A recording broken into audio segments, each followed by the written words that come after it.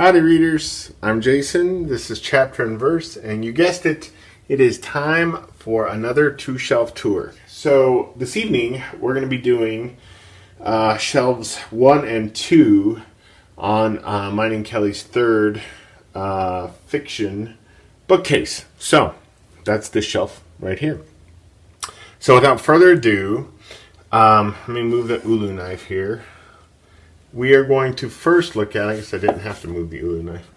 We're going to first look at The Man Who Died by D.H. Lawrence, okay? This is a really slim novel. I've read it twice, I think. It's just spare and elegant. It's got these gorgeous illustrations in it. But this is a kind of imaginative retelling of Jesus's life post resurrection, and it's not orthodox by any stretch of the imagination, but it's gorgeous. I mean, it's an absolutely beautiful book. It's kind of one of my favorite sentences, actually, of all time. Let me see if I can find it here. Yeah, the beginning of part 2. The wind came cold and strong from inland, from the invisible snows of Lebanon. I just think that's gorgeous. But here, let me read you the back of the book real quick. In his last novel, published less than a year before his untimely death at the age of 45, D.H. Lawrence takes up the theme of Christ's resurrection and his final days on earth. Lawrence recounts Christ's agonizing journey from death back to life, with an alarmingly profane realism, depicting the tale from the moment of his initial painful awakening to his eventual redemptive sexual relationship with the priestess of the pagan goddess Isis. The story expands beyond its Christian roots to explore and embrace Lawrence's abiding faith in the life force apparent in every aspect of the natural world. For his final work, Lawrence has encapsulated a lifetime of extraordinary vision into one profound and exquisite parable. Parable's a good word for this. Fable might be an even better word, actually. But, yeah, like I said, I mean, it's really, really simple. It's really lyrical. For anybody who's interested, like I am, in just new and inventive and risk-taking and controversial retellings of biblical stories, this is right up your alley. I know there are a few of you in particular who this would interest. I'm thinking, Madison at Reading Wayfarer, and maybe Johnny Keene, John Williams, maybe, who, if memory serves, doesn't create original content, but is an avid commenter and a really bright man. Yeah, the three of you in particular, I think, might find this worthwhile. So, The Man Who Died, D.H. Lawrence. All right, let's get this back in here. And and these are our Jim Gaffigan tickets. He's coming to Casper here in 2 months, something like that. The next book I'm going to talk to you about is How Green Was My Valley by Richard Llewellyn. So this is a pretty little known book these days. It was made into a film directed by John Ford in the early 1940s. I believe it actually beat Citizen Kane. Most people find that to be one of the great abominations in the history of cinema. I actually think this is a better movie than Citizen Kane. I am in the distinct minority there. It also says here, winner of the National Book Award. I don't know what the hell that means, because this was published before the National Book Award was in existence. So if there was some earlier form of the National Book Award, I'm unaware of it. But anyway, this is a beautiful novel. I've read this 2 or 3 times. I've taught it. I taught it a long time ago, actually. Probably almost 20 years ago. And yeah, and it tells the story of a boy named Hugh growing up in Wales, and it's just very much about his relationship to the landscape in which he's growing up, and the community. It's really pastoral. It's really evocative, and like the D.H. Lawrence book, it's really lyrical It's far more kind of densely lyrical than the Lawrence novel. But it has one of my probably 3 or 4 favorite openings of any book that I've ever read. And so I will read that to you here. Chapter 1. I'm going to pack my 2 shirts with my other socks and my best suit in the little blue cloth my mother used to tie round her hair when she did the house. And I am going from the valley.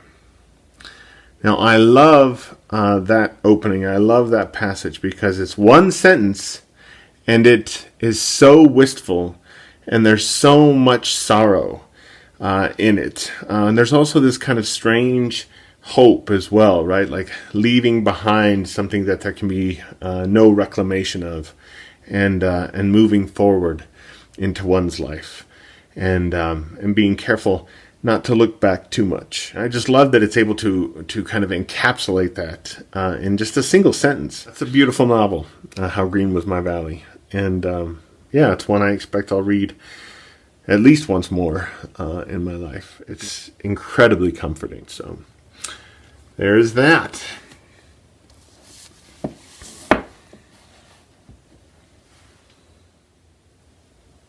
And here we have the second shelf of our third fiction bookcase.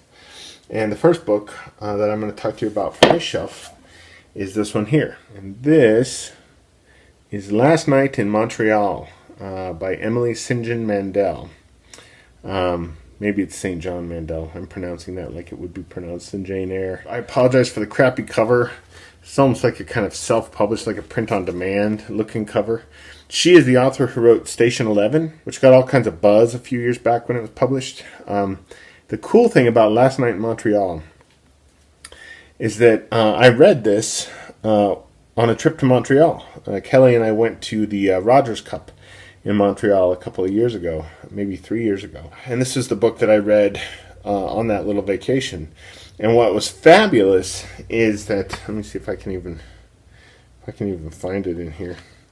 What's this? Plane Ticket. I love finding stuff inside books. What's fabulous is that the character in this book, he stays at the same hotel that we stayed at for the tennis tournament. It was the hotel that was the Players Hotel. We saw Janko Tipsarevic in the lobby. We saw an Australian player named oh God, I can't remember his name, but that's okay. He was a real asshole in the elevator. I tried talking to him about Tim Winton, and he was a total jerk to me. But that's all right. I'm not a fan of his anyway, and I think he's ranked outside the top 100. So I suppose it's karma in some ways. But man, yeah, this is a really cool book. A super memorable ending. It reads in some ways like, I don't know, like if a novel the reading of which could feel a little bit like sort of watching Paris, Texas, right? The Wim Wenders film. That's this book. And yeah, it's pretty wonderful despite the horrible cover. There's a much better cover of it available now. Let's see. And then the other book, these are some pictures of Kelly with her old book club and Kelly with some friends of ours in Missoula. The other book I want to showcase is At Play in the Fields of the Lord by Peter Matheson. Peter Matheson, who passed away a few years ago. Peter Matheson, who was one of America's best writers of the 20th century. Peter Matheson, who won the National Book Award for fiction and for nonfiction. And if I'm not mistaken, he is the only writer to have done that. He won the National Book Award for nonfiction for The Snow Leopard and for fiction for Shadow Country, which was a kind of rewriting of his 3 Mr. Watson novels. He was a finalist for the National Book Award for this one, for At Play in the Fields of the Lord. And this is a book about Christian missionaries in South America. And it's about hubris. It is about the danger of putting our own designs ahead of what common sense would tell us should and shouldn't be done. It's a really, really smart, thoughtful, kind of heartbreaking novel about colonialization and about religion. This was also made into a really fine film in the early 90s, directed by Hector Babenco, who made Kiss of the Spider Woman. And it starred Tom Berenger, Daryl Hannah, Aidan Quinn, John Lithgow, Kathy Bates, Tom Waits, I think, was in it. And it was Aidan Quinn's best performance of his career by a long way. I mean, by a country mile. But it's never been released on DVD. About 5 years ago, maybe, I found the whole film on YouTube and watched it because I hadn't seen it in forever. It's never been released on DVD or Blu-ray, so I had the film on VHS, but I mean, it's been so long since we owned a VCR anymore. Hopefully, one of these days it'll get a nice Blu-ray release. But I thought I would just read one or two of the blurbs on the back here. This one is from Nelson Algren, who wrote Never Come Morning, which I featured on one of my earlier Two Shelf tours. And Nelson Algren said, I was left in my seat, marveling, as if the curtain had just fallen on a strange drama, incredible and grand, yet true, when I finished at Play in the Fields of the Lord. And the critic from Time magazine wrote, Matheson the scientist and Matheson the artist have collaborated to achieve a large and powerful novel that is simultaneously a tale of violent adventure and a parable in which modern man finds religious rebirth in the green womb of nature.